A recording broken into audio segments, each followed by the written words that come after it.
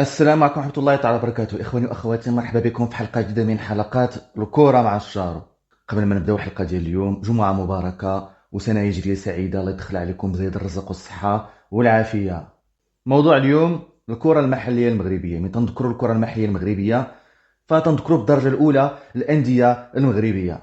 هذه مدة وأنا باغي ندير حلقة على الكرة المحلية المغربية، لأنه منين ما هضرناش على الأندية المغربية ومنين ما هضرناش كرة دينا هي في الملاعب في الملاعب في الملاعب.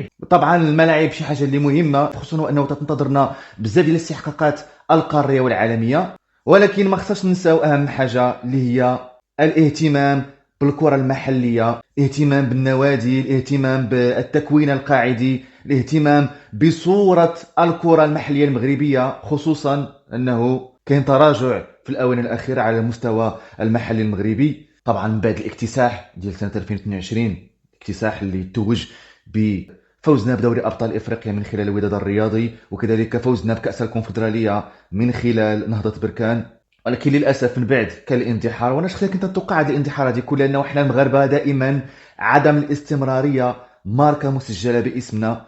يعني كان سقوط مدوي لدرجه انه ما بقيناش تنقدروا نفرضوا راسنا في مسابقه دوري ابطال افريقيا. صحيح انه من بعد تاهل الوداد للنهائي وخسر النهائي امام الاهلي، وكذلك تاهل لنهائي الدوري الافريقي وخسر مع الصن داونز، ولكن من بعد يعني الانديه الاخرى ما قامتش بشي حاجه اللي كبيره، باستثناء نهضه بركان اللي تقاتل في الكونفدراليه، والحمد لله انه قدر انه ينقذ هذا الموسم وما يكونش موسم صفري للكره المغربيه. ولكن على العموم عندنا مشكل كبير في الكره المحليه المغربيه، ماشي فقط على مستوى التمثيليه ديالنا الافريقيه، ولكن حتى على مستوى الداخلي. صراحه عندنا مشكل في الكره المحليه المغربيه، عندنا مشكل في الدوري ديالنا المغربي، عندنا مشكل يعني في علاقه الجامعه مع الدوري المغربي، انه الجامعه هزات يديها من الدوري المغربي وخلات الامور للعصبه الاحترافيه، العصبه الاحترافيه اللي بينات على انه ما محترفاش. يعني التسيير ديالها للكره المغربيه فيه عليه كاينه مشاكل ديال البرمجه، كاينه مشاكل ديال الترويج ديال الدوري المغربي، ديال خلق منافسه، ديال جوائز فرديه، ديال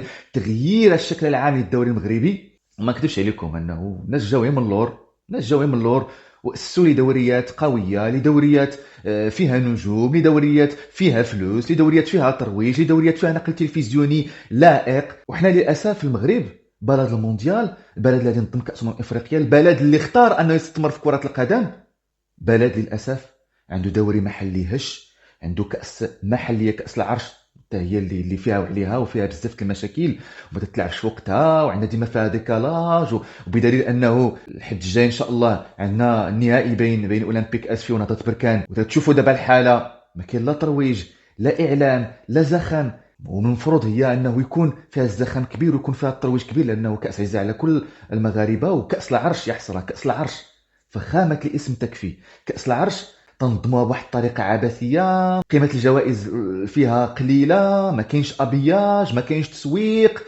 يعني كرتنا المحليه يعني كره ممله، كره جامده، كره ما فيهاش افكار جديده، ما فيهاش عنفوان، ما فيهاش تغيير، ما فيهاش خلق مسابقات جديده. وعلى ذكر المسابقات الجديده، كاس التميز يا حسره، كاس التميز اللي نسخه مشوهه من الكاس تشالنج اللي كانت سابقا.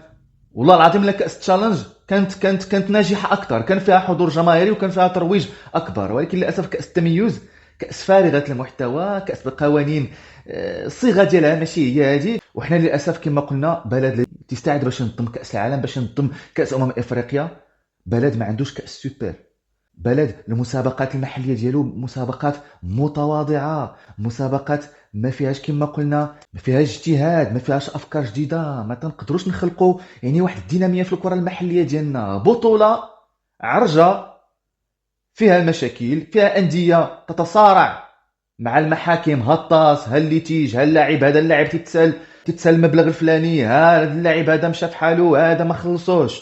لازم حنا في الكره المغربيه المحليه لازمنا افكار جديده، لازمنا تغيير هذا الروتين. يعني ولا روتين خايب بزاف. يعني انا شخصيا ما بقيتش نقدر انه نتابع المسابقات المحليه المغربيه، يعني داكشي تيتعاود، ما كاينش تجديد، ما كايناش رؤى مستقبليه، ما كاينش تفكير في تدعيم الدوري، في تقويه الدوري، في تقويه المسابقات المحليه. طبعا هادشي ما تحملش فقط مسؤوليته الجامعه والعصبه الاحترافيه، ولكن حتى الانديه عندنا في المغرب انديه كسوله، وباش ما نجبدش كاع الانديه غادي نركز على الانديه الكبيره في المغرب والانديه اللي تمثلنا خارجيا، لانه اذا كانت الانديه الكبيره عندنا في المغرب انديه هاويه بتسيير هاوي غير احترافي، اش نقولوا على الانديه المتوسطه والانديه الصغيره؟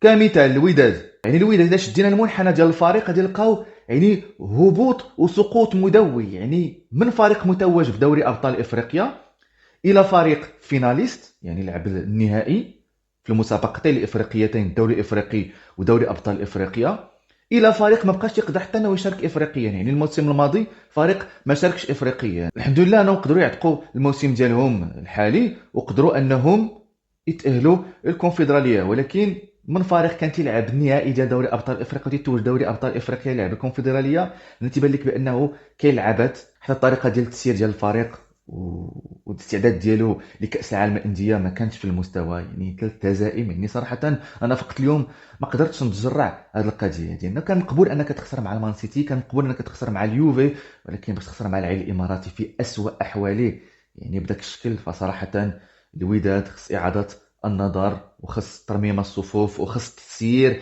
احترافي جديد وفكر جديد وافكار كما قلنا تكون دماء جديده افكار جديده.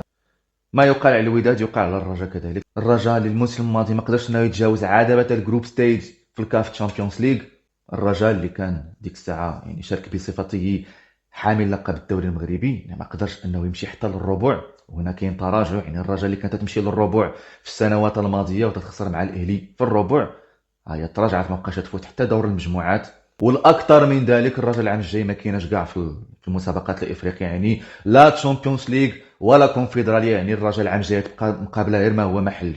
ندوزو للجيش اللي كنا تنعولوا عليها انه حتى هي يعني تتحرر من قيود التسيير العشوائي وترجع لنا الامجاد ديال فاتح البطولات الافريقيه يحصرها في 1985، اول من توج افريقيا في المغرب بلقب افريقي، لقب الانديه البطله انذاك. الجيش يحصر اللي تنتسناو بركتها حتى هي تواضعت، والخساره امام بيراميدز في الذهاب الربع نهائي بربعه، ولو ان الفريق قدم مباراه جيده في الاياب، ولكن كاع تقدم مباراه جيده في الاياب. انت خسر بربعه، يعني من المفروض انك دير رده فعل، وهذه اقل حاجه ممكن ديرها باش تصالح مع نفسك وتصالح مع جماهيرك. المهم الجيش يعني وصلت للربع كما العاده، هذا وحدها الربع في الكونفدراليه، الربع في الشامبيونز ليغ. الجيش العام الجاي غادي تشارك عاوتاني في الكاف تشامبيونز ليغ باي وجه يا ترى؟ ولكن بيني وبينكم باين العربون من خلال الجو الرائج في الفريق، يعني ما كاينش واحد الزخم، يعني نفس التسيير اللي كاين، نفس الروتين، نفس الافكار، نفس التعامل. يعني انا شخصيا ما تنتظرش انه نتسنى شي حاجه جديده من الجيش العام الجاي تحت شعار ارتكبنا اخطاء في الماضي، دعونا نرتكب اخطاء اخرى في المستقبل. وماشي هذا الواقع ديال الجيش فقط، ولكن واقع بزاف ديال الانديه المغربيه. اذا لم نقول كل الانديه المغربيه غاديه بهذا السيستم هذا، بهذا الموديل ديال التسيير الهاوي غير الاحترافي. نقطه الضوء الوحيده بركان، هضرت بركان فريق اللي تيبان لك بانه تيتقاتل، تيحاول انه يخرج على سياق باقي الانديه المغربيه بانه يكون عنده شويه تسيير احترافي وهذا. ولكن شخصيا انا بركان تبعها مده هذه، يعني دائما فاش تياخذوا شي لقب افريقي خصوصا كاس الكونفدراليه فالعام اللي موراه يعني تيكون السقوط مدوي، يعني الفريق ما تيقدرش انه تكون عنده الاستمراريه. غادي نشوفوا العام الجاي واش بركان غادي تطلع على بار، خصوصا بانه غادي تشارك في الشامبيونز ليغ، واش غادي تقترح عنا نسخه بركانيه يعني بحمم بركانيه ملتهبه اللي تلتهم جميع الانديه الافريقيه، ولا الفريق غادي يكون حدو دور مجموعات، ولا الا كثر كاع انه يدوز للربع. غادي نشوفوا الناس ديال بركان واش غادي يدعموا الفريق، واش غادي يكون تدعيمات وتقويه صفوف الفريق العام الجاي، لانه الشامبيونز ليغ ماشي هي الكونفدراليه. فنتمنى انه بركان يعني العام الجاي تهز الدرابو وتمشي لابعد حد، لانه ما نكذبش عليكم بديت انا تنتوحش نصف نهائي لكاف تشامبيونز ليغ من بعد ما كان نهائي، يعني بالنسبه لنا شي حاجه عاديه في الكاف تشامبيونز ليغ في عز تالق الوداد. الان ولينا تنتمناو على الله وعسى يجي شي فريق مغربي يخلينا غير بعدا نعيشوا شويه اجواء السيمي فاينل. طبعا انديه اخرى ما يمكنش الكلام، لانه كما قلنا هذا الرباعي اللي هو حاليا كبير في الكره المغربيه، الرجاء والوداد والجيش وبركان، هاد الفراقي هادو يعني وما عندهمش داك الثبات، وما عندهمش ديك الاستمراريه. فما بالكم مثلا بأولمبيك اسفي اللي غادي يشارك العام الجاي في كاس الكونفدراليه، تنهضروا كذلك على المغرب الفاسي، على الفتح الرباطي، على بزاف ديال الانديه، الحسنيه تكادير، يعني بزاف الانديه اللي جاتها فرص انه تشارك سابقا وممكن انه تشارك في المستقبل. فيعني المشهد في المغرب يعني غير مشجع بتاتا. يعني تنحس انا شخصيا، اللي تنحس بانه كرتنا المحليه اصبحت اقل شان على المستوى الشمال الافريقي مقارنه بالدوريات ديال الدول الاخرى من بعد ما كنا حنا رائدين. لانه صراحه واحد 3 سنين ولا 4 سنين راه كان الدوري المغربي كان دوري قوي، كانوا فيه نجوم، وكان فيه زخم، لانه الجامعه كانت شاده. ولكن من بعد الجامعه ما تفرغت للمنتخبات، يعني ولات العصبه الاحترافيه هي اللي في الواجهه، فكان السقوط المدوي، كان الفشل، وبالتالي حتى تواضع النتائج ديال الانديه المغربيه على المستوى الافريقي. وديما كنقولها وكنعاودها، ما بغيتش انا المغرب يكون هو أسوأ دولة تستضيف كأس العالم من حيث الدوري المحلي ومن حيث المسابقات المحلية. لأنه خذ أي دولة عندك نظمت كأس العالم تلقى عندها الحد الأدنى ديال شروط المزاولة ديال كرة القدم على المستوى المحلي. تلقى عندها دوري قوي،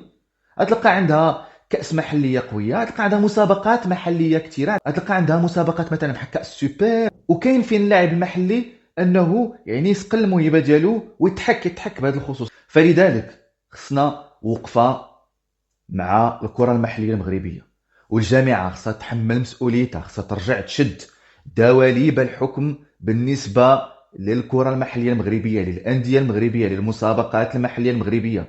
لانه العصبه بانت بحال شي دري صغير ما تيعرفش يسير، ما تيعرفش يخلق، ما تيعرفش يبدع، ما تيعرفش يطور. اقصى ما درت لنا هذه العصبه هي كاس التميز بالشكل يعني العوج اللي شفناه وبالشكل اللي ما تيتابعوا لتحت. انا ما نكذبش عليكم، ما شفت حتى شي ماتش من كاس التميز، لانه كاس لا تغري بالمتابعه، فقط عبء بالنسبه للتلفزيون المغربي وعبء بالنسبه للاعبين. ما يعني يا اما خلق مسابقه على حقها وطريقها، ولا خلي المشهد كما عليه فيه الدوري المغربي وفيه فقط كاس العرش. كما قلنا الجامعه والعصبه خصهم يتحملوا مسؤوليتهم. كاين شراكات مع الليغا الاسبانيه، خصنا نفعلوا هذه الشراكات، نشوفوا داكشي تيديروه الناس. ما نبقاوش دوك الشراكات ديال الحكامه والسيرفر الاسباني وداك يعني داك الخوا الخاوي وداك فقط داك الكلام المطاطي. لا ما بغيناش عندك لغات الخشب وداك الشيء، داك النفيخ في الهضره ودوك المصطلحات ديال الحكامه وديال البلوره وديال هذا. لا، بغينا شراكات تنفيذيه، يعني اجراءات تنفيذيه. يعني نستافدوا مثلا من الشراكه ديالنا مع الليغا الاسبانيه، نحاولوا انه لما لا نطبقوا داك اللي تيدار في المسابقات المحليه الاسبانيه، نخلقوا كاس سوبر مثلا باربع انديه. علاش ما نمشيوش نلعبوا حتى حنا في اسبانيا مثلا كاس سوبر ديالنا، نلعبوا مثلا في ملاعب اسبانيا في ظل الشراكه مع اسبانيا والبرتغال اللي هما شركائنا في تنظيم كاس العالم ان شاء الله 2030. يعني خصنا نوضوا شويه نتحركوا، ما نبقاوش في هذا الجمود، ما نبقاوش في هذا التخاذل وهذا الكسل، نوضوا نحركوا شويه هذا المشهد الكروي المغربي المحلي. لانه صراحه المشاهد المغربي راه بدا تيشعر بالملل، راه ما بقاتش حاجه تخلي المشاهد المغربي انه يتحمس ويشعل التلفازه ويتفرج مثلا في ماتش ديال الدوري المغربي او ماتش ديال كاس العرش. تلقى نفس المشهد، نفس المشاكل اللي كانت هذه 10 سنوات او 15 سنه ماضيه، نفس الشيء، مشاكل اللي تيج، مشاكل ديال الانديه، مشاكل ديال التنقلات، مشاكل ديال مشاكل ماليه، مشاكل اداريه، مشاكل ديال التسيير.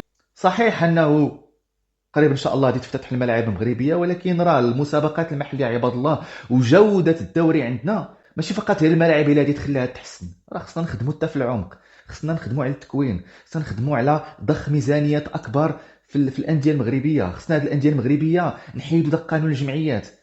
دابا راه ولات الشركه الرياضيه، ولكن راه حنا تنعرفوا ملي تنديروا شي حاجه الا ماروكان راه تنكيفوها الماء هو مغربي. باقي الانديه المغرب في توب الجمعيات. خصنا الا بغينا فعلا نطلعوا للستاتيو ديال السوسيتي والشركه الرياضيه، خصنا ندوزو ليه بطريقه جديه وبالمعقول. يعني خصو ليه المحاسبه. وانا شخصيا كنقترح انه نختاروا واحد جوج الانديه ولا ثلاثه في المغرب، ندعموهم ميزانيات كبرى ونجيبوا ناس اللي يسيروهم. لانه ما نكذبش عليكم حتى المسيرين حاليا ديال الانديه المغربيه ماشي ناس في المستوى. نجيبوا ناس مختصين، ناس اللي قاريين لا جيستيون سبورتيف، الناس اللي عندهم دبلومات، الناس اللي عندهم يعني تصور. ممكن حتى انه نشجعوا باب الاستثمار الخارجي. علاش لا؟ حنا المغرب تبارك الله بلاد ديال الاستثمار في السياحه، في الصناعه، بزاف ديال الخدمات. تنجيو حتى للرياضه وتنحبسوا الباب على المستثمر الخارجي. لا، سنحلوا الباب للمستثمر الخارجي باش يجي ويدعمنا الانديه. الا قدرنا غير نقادو غير جوج الفرق ولا ثلاثه في المغرب، خصوصا من الانديه الكبرى اللي يمشيو لافريك ويبداو يشرفونا ويبداو يهزوا الشامبيونز ليغ كل عام ويبداو يلعبوا عادي في كاس العالم للانديه ويديروا مستويات مزيانه، غادي نكونوا فعلا حسنا من جوده الكره المحليه المغربيه. وكونوا على يقين الا قد دينا ثلاثه ديال الانديه ولا اربعه في المغرب ولاو انديه محترفه ديال الصح، راه كلشي غادي يتبع. حتى الانديه المتوسطه راه غادي يطلع على المستوى ديالها، والانديه ديال الاقسام السفلى حتى هي كلشي غادي يطلع ليه المستوى ديالو. وهذا الشيء راه ماشي حنا تنضروا ولا تنجيبوا شي حاجه من راسنا، راه هذا الشيء راه داروه الناس والشيء راه جاري به العمل في كل البلدان. اذا وصلنا لختام هذا الفيديو هذا، طبعا هذا الفيديو والله العظيم ماشي تنقل من شي فريق مغربي ولا هذا، ولكن انا جبت كاع الانديه الكبرى اللي تنشوف انهم خصهم يجتهدوا وخصهم يطوروا نفسهم اكثر باش يشرفونا ويحمروا لنا الوجه. فاختاريت هاد الربعه هادو: الرجاء، الوداد، الجيش ونهضه بركالي، لانهم هادو غالبا هما اللي تيمثلونا خارجيا، هما اللي عندهم نواه حاليا ديال انهم يقدروا يديروا شي نهضه كرويه ويديروا اقلاع كروي. ولكن شريطه انه كما قلنا تحيي جميع النقاط السلبيه، واولها هو التسيير الهاوي. المسيرين هما اللي خارجين على الكره المغربيه المحليه. الا قدرنا نطلعوا النيفو ديال المسيرين ديال الكره المحليه في المغرب، فتنظن بانه راه غادي يطلع المستوى،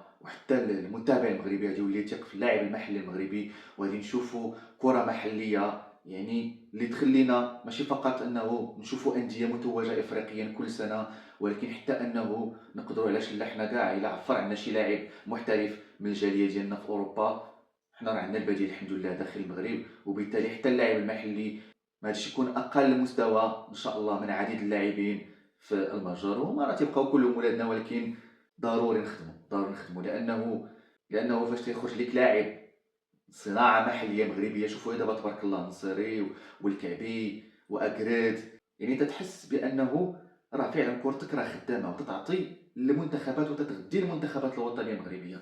ولكن بهذا الموديل الحالي اللي كاين وبهذا التراجع، فانا ما باقيش نشوفوا اي لاعب محلي ينشط في المنتخبات الوطنيه المغربيه، وما باقيش نشوفوا اي نادي مغربي لا قدر الله يفوز بالكؤوس الافريقيه او يتاهل لكؤوس العالم للانديه. كان معكم شارون، نتمنى انكم تفاعلوا مع هذا الفيديو اللي كانت فيه شويه ديال المشاعر ديال الغضب وديال الحزن، لانه ما نكذبش عليكم ولفنا انه نتوجوا افريقيا، ولفنا انه انديتنا تمشي للبوديوم خصوصا في الشامبيونز ليغ.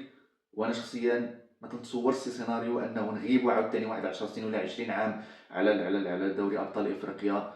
فلازم انه نستغلوا هذا الزخم وهذه الديناميه اللي كاينه في الكره المغربيه وهذه الاورش الكبرى، ونخدموا كذلك الورش الاهم والاكبر اللي هو الورش ديال الكره المحليه المغربيه، لانه الكره المغربيه ما فيهاش فقط المنتخبات ولكن فيها حتى الانديه، لانه الانديه راه مهمه للغايه. راه بزاف ديال البلدان ما معروفاش بمنتخباتها الوطنيه، ولكن معروفه بانديتها اللي تجيب العز وتتوج على المستوى الخارجي. تبقاو على خير مره اخرى، سنه هجريه سعيده، كل عام وانتم بالف خير. تهلاو في راسكم، في امان الله، والسلام عليكم.